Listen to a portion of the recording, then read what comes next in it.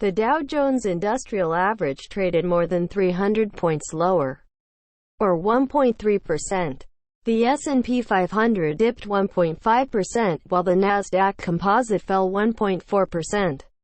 Coming off a six-session winning streak, the major averages remained up at least 9% for the quarter despite Tuesday's declines. Stocks poised to benefit from economies reopening rolled over in afternoon trading, dragging down the major averages.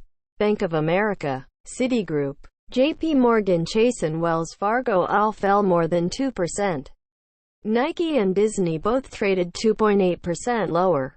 Investors also cooled off from buying technology stocks, allowing the tech-heavy Nasdaq Composite to slip into the red. Dr. Anthony Fauci, director of the National Institute of Allergy and Infectious Diseases, and other health officials testified before the Senate Health Committee to discuss reopening the economy. Fauci noted a vaccine will be essential in stopping the coronavirus spread, but warned it will be a while before a usable one is available.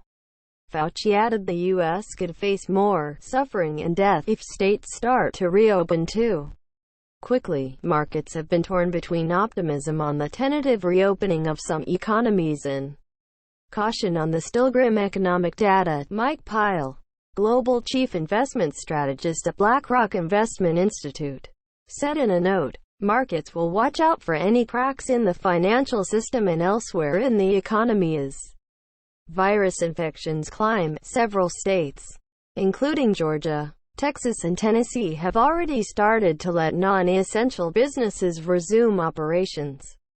New York officials have also laid out a plan to gradually reopen the state. "We're just starting to get some ideas about what some of these economies are looking like as they reopen," said Megan Hornman, portfolio strategist at Verdance Capital Advisors.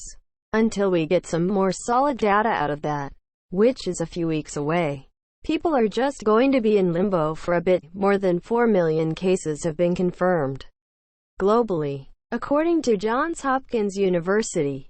In the U.S. alone, over 1.3 million infections have been confirmed.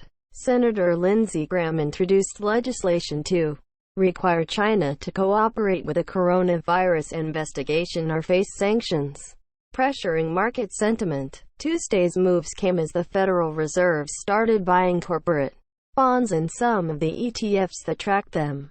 The Fed announced these programs last month as they try to cushion the economic blow from the coronavirus pandemic. The iShares iBoxx investment-grade corporate bond ETF, LQD, climbed more than 1%. The Fed's actions so far also point to a willingness to do more if required, said Oliver Jones, senior market economist at Capital Economics. The size of the programs could presumably be increased too if market conditions deteriorated, albeit with the Treasury providing more equity. Despite Tuesday's losses, the Nasdaq remained up about 1.6% for the year as Wall Street has recently loaded up on shares of major tech companies. Shares of Amazon and Netflix both soared more than 30% this year, while Microsoft gained 18%. Chipmaker Nvidia hit a fresh all-time high on Tuesday, bringing its 2020 gains to 38%. Growth has been bulletproof in 2020, Stephen Sutmeyer, Bank of America's technical research strategist, said in a note on Monday. No change in leadership as the 2020 parabolic rise for growth versus value achieves the Y2K tech bubble peaks, while bouncing swiftly from their March lows.